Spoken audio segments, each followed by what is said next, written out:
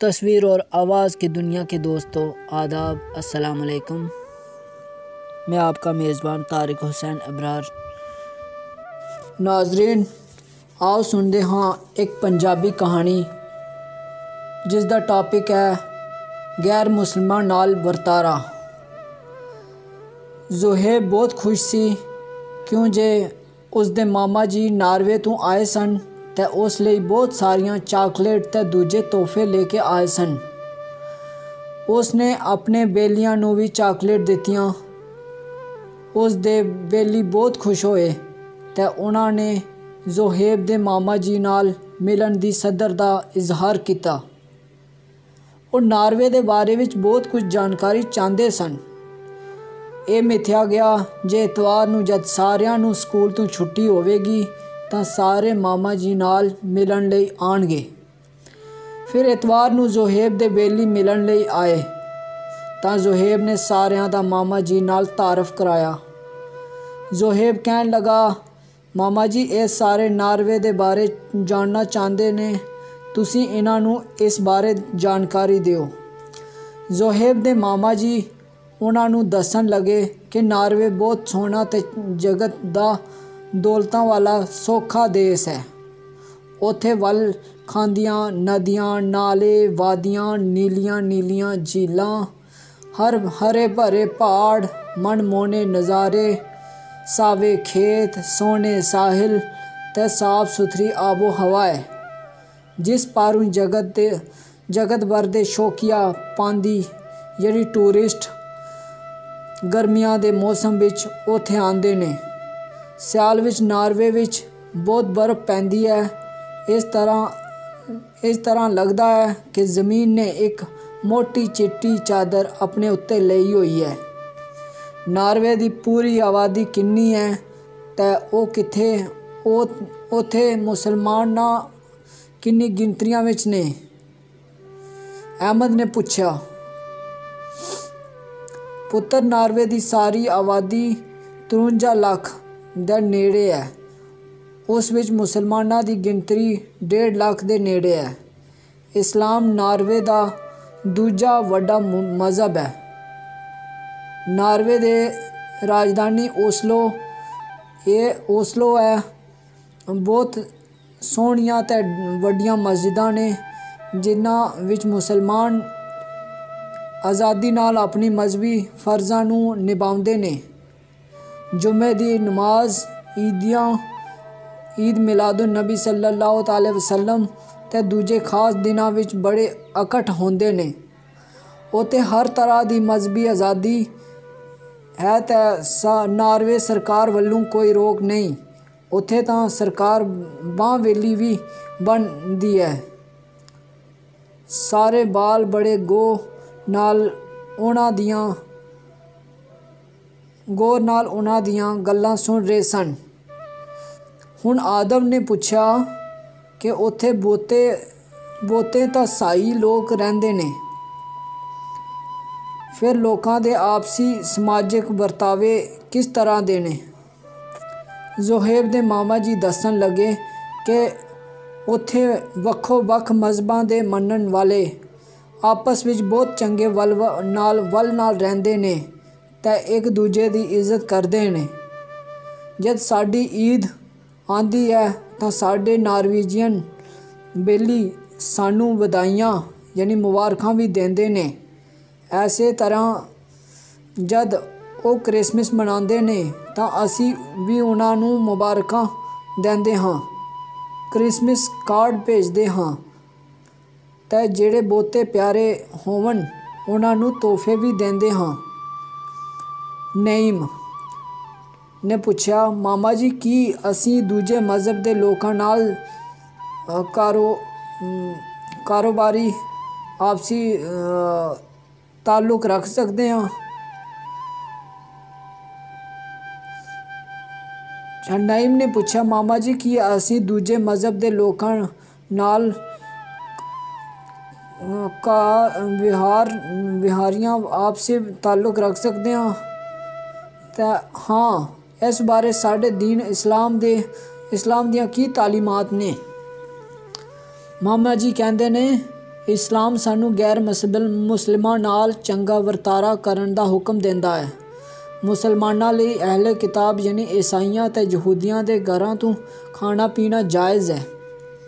एक बारी Medina Munawwara विच कुछ ईसाई लोग साडे नबी सल्लल्लाहु अलैहि वसल्लम नाल मिलन लई आए ते जद उन्हां लोकां दी इबादत दा वेला होया तां हजूर पाक सल्लल्लाहु अलैहि वसल्लम ने ईसाइयां नू मस्जिद नबवी विच उन्हां दे अपने मज़हब दे मुताबिक इबादत करन दी इजाज़त दे के सुलह कुल ते रवादारी दी एक रोशन मिसाल कायम कीती सी। ऐसे तरह एक बारी दी गल है, हुजूर पाक सल्लल्लाहु अलैहि वसल्लम एक थां बैठे होए सन। उस वेले किसी गैर मुस्लिम दा जनाजा लंघिया तां आप सल्लल्लाहु अलैहि वसल्लम एहतराम विच खड़े हो गए। मदीना मुनव्वरा विच एक गैर मुस्लिम बाल सी, ਉਹ आप सल्लल्लाहु अलैहि वसल्लम नाल बहुत प्यार करदा सी।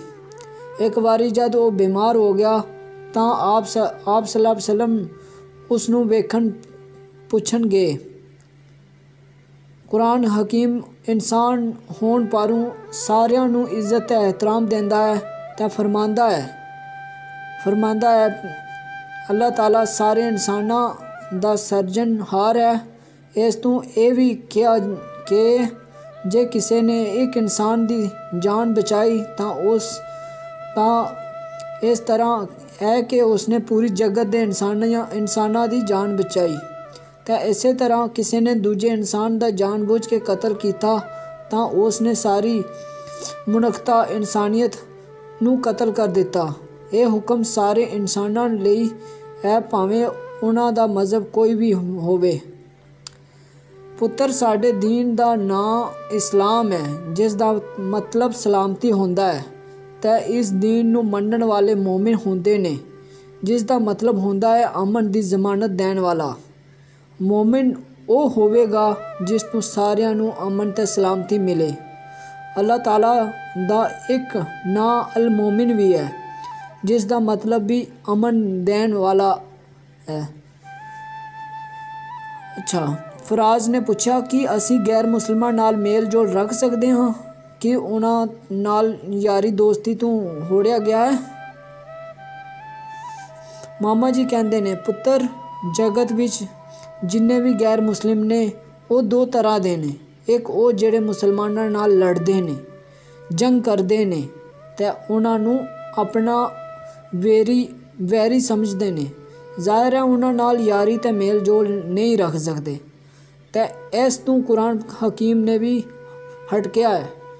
पर जेड़े गैर मुस्लिम लोग या देश इस तरह दे नहीं ने ते मुसलमानां नाल चंगा वर्तारा करदे ने, उन्हां नाल ताल्लुकात ते मेल जोल रखना चाहिदा है।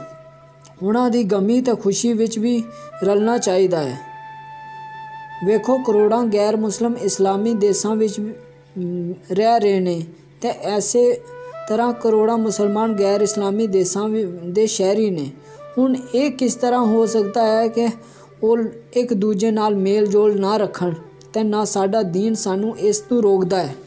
सानू उन्हां नाल चंगे इखलाक ते तर्ज़े अमल दा मुज़ाहरा करना चाहिदा है तां जे वो चंगा तासुर लैन ते साडे दीन दे नेड़े भी आ सकन। हजूर पाक सल्लल्लाहु अलैहि वसल्लम ने साडा खुलफाए राशिदीन दा दौर विच इस्लामी देश विच रहन वाले मुसलमानां ते गैर मुसलमान दे आपसी ताल्लुकात बहुत चंगे होंदे सन। साडे दूजे खलीफा हज़रत उमर दा एक नौकर गैर मुस्लिम सी ते वो खुशी नाल आप सल्लल्लाहु अलैहि वसल्लम आप रज़ी अल्लाह तआला अन्हु दे नाल रहंदा सी ते हज़रत उमर उस नाल बहुत सोहना मामला करदे सन। मामा जी तुसी क्या है कि इस्लाम मजहबी खुल यानी आज़ादी देंदा है, इस दा की मतलब है? हुण ज़ुहैब ने पूछा। पुत्र मजहबी आज़ादी मतलब किसी दूजे दे दीन दे मामले विच जोरा जोरी ना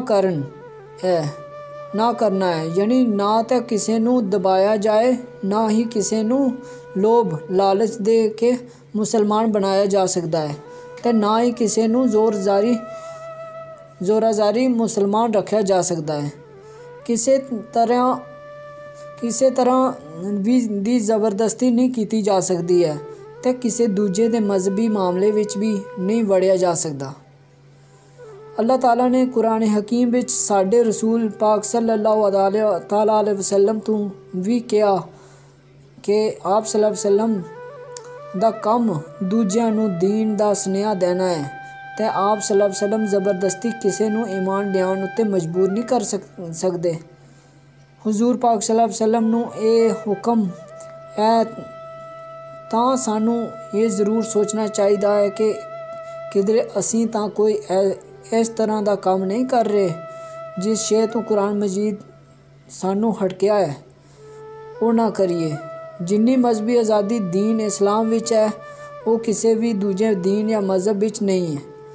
ਕੁਰਾਨ ਮਜੀਦ ਵਿੱਚ ਹੁਕਮ ਹੈ ਕਿ ਮੁਸਲਮਾਨ ਗੈਰ ਮੁਸਲਮਾਂ ਦੀ ਇਬਾਦਤ ਗਾਹਾਂ ਦੀ ਨਾ ਸਿਰਫ ਰਾਖੀ ਕਰਨ ਸਗੋਂ ਜੇ ਉਸ ਲਈ ਉਹਨਾਂ ਨੂੰ ਲੜਨਾ ਵੀ ਪੈ ਜਾਏ ਤਾਂ ਉਸ ਤੋਂ ਪਿੱਛੇ ਨਾ ਹਟਣ। ਫਿਰ ਇਹ ਵੀ ਹੁਕਮ ਦਿੱਤਾ ਕਿ ਦੂਜੇ ਮਜ਼ਹਬਾਂ ਦੇ ਝੂਠੇ ਖੁਦਾਵਾਂ ਨੂੰ ਵੀ ਬੁਰਾ ਭਲਾ ਨਾ ਆਖੋ।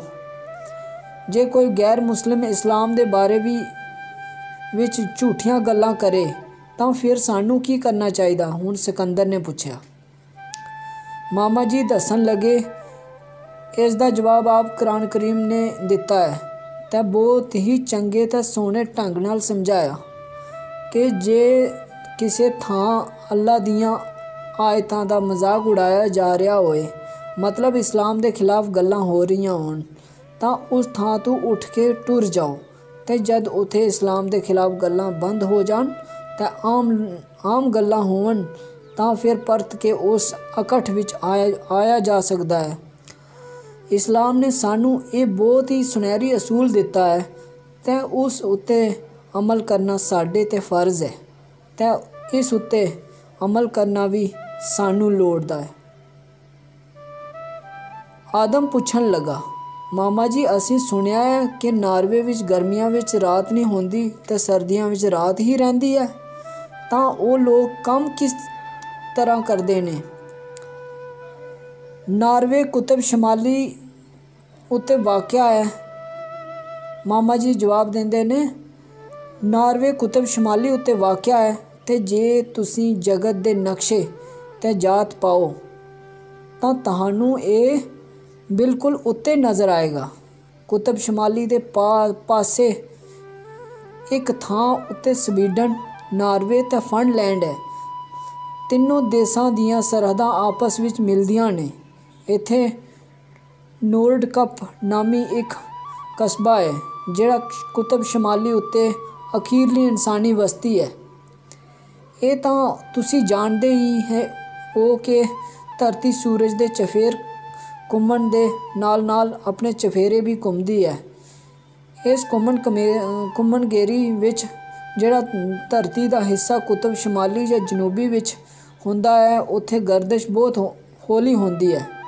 ਇਸ ਲਈ ਨਾਰਵੇ, ਸਵੀਡਨ ਤੇ ਫਿਨਲੈਂਡ ਦੇ ਸ਼ਮਾਲੀ ਇਲਾਕਿਆਂ ਵਿੱਚ ਗਰਮੀਆਂ ਮਤਲਬ ਮਈ ਤੋਂ ਅਗਸਤ ਤੱਕ ਦਿਹਾੜੇ ਬਹੁਤ ਲੰਮੇ ਹੁੰਦੇ ਨੇ ਤੇ ਉਹਨਾਂ ਦੇਸ਼ਾਂ ਦਾ ਜਿਹੜਾ ਹਿੱਸਾ ਕੁਤਬ ਸ਼ਮਾਲੀ ਦੇ ਵਲਗਨ ਯਾਨੀ ਦਾਇਰੇ ਦੇ ਅੰਦਰ ਹੈ ਉੱਥੇ ਅੱਧ ਜੂਨ ਤੋਂ ਲੈ ਕੇ ਜੁਲਾਈ ਦੇ ਪਹਿਲੇ ਹਫ਼ਤੇ ਤੱਕ ਲਗਾਤਾਰ ਸੂਰਜ ਚਮਕਦਾ ਹੈ। ਇਸ ਲਈ ਇਸ ਹਿੱਸੇ ਯਾਨੀ ਖਿੱਤੇ ਨੂੰ ਅੱਧੀ ਰਾਤ ਦੇ ਸੂਰਜ ਦੀ ਧਰਤੀ ਆਖਿਆ ਜਾਂਦਾ ਹੈ। ਦੂਜੇ ਪਾਸੇ ਪਾਲੇ ਯਾਨੀ ਸਰਦੀਆਂ ਵਿੱਚ ਬਹੁਤ ਲੰਮੀਆਂ ਰਾਤਾਂ ਹੁੰਦੀਆਂ ਨੇ ਤੇ ਦਸੰਬਰ ਜਨਵਰੀ ਵਿੱਚ ਲਾਗੇ ਤਾਗੇ ਸੂਰਜ ਲੁਕਿਆ ਰਹਿੰਦਾ ਹੈ।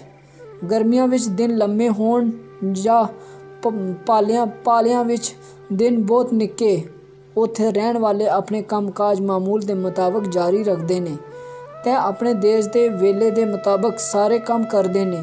ਗਰਮੀਆਂ ਵਿੱਚ ਅਜੇ ਸੂਰਜ ਚਮਕਣ ਰਿਹਾ ਹੁੰਦਾ ਹੈ ਤੇ ਉਹ ਸੋ ਜਾਂਦੇ ਨੇ ਤੇ ਪਾਲੇ ਵਿੱਚ ਹਰ ਵੇਲੇ ਹਨੇਰਾ ਹੁੰਦਾ ਹੈ, ਪਰ ਬੱਚੇ ਸਕੂਲਾਂ ਵਿੱਚ ਤਾਂ ਵੱਡੇ ਆਪਣੇ ਕੰਮਾਂ ਉੱਤੇ ਹੁੰਦੇ ਨੇ। ਬੱਚੇ ਕਹਿਣ ਲੱਗੇ, ਮਾਮਾ ਜੀ ਤੁਸੀਂ ਸਾਨੂੰ ਬਹੁਤ ਚੰਗੀ ਤਰ੍ਹਾਂ ਸਮਝਾਇਆ। है कि गैर मुसलमान नाल किस तरह चंगा सलूक करना चाहिए। नार्वे ते स्वीडन दे बारे सुन के तां दिल चाहता है कि असी भी उत्थे दी सैर करिए ते ये भी वेखिए कि आधी रात दा सूरज किस तरह दा हुंदा है। मामा जी असी उत्थे किस तरह जा सकते हैं। मामा जी कहते हैं बच्चों तुसी सारे चंगी मेहनत करके तालीम हासिल करो ते तुसी आला तालीम हासिल करन लई उत्थे जा सकते हो। इस तरह तुसी उत्थे दी सैर भी कर लोगे ते आला तालीम भी हासिल कर सकोगे। इसलिए तुसी सारियां नू बहुत मेहनत नाल पढ़ना चाहिए। उम्मीद है तुहानू ये कहानी पसंद आएगी। बहुत बहुत शुक्रिया। समाजियात यूट्यूब चैनल की वीडियोस को देखें, लाइक शेयर और सब्सक्राइब ज़रूर करें और वीडियो के नीचे दी गई घंटी का बटन ज़रूर दबाएं ताकि आपके पास नई वीडियोस की नोटिफिकेशन सबसे पहले पहुंच सके।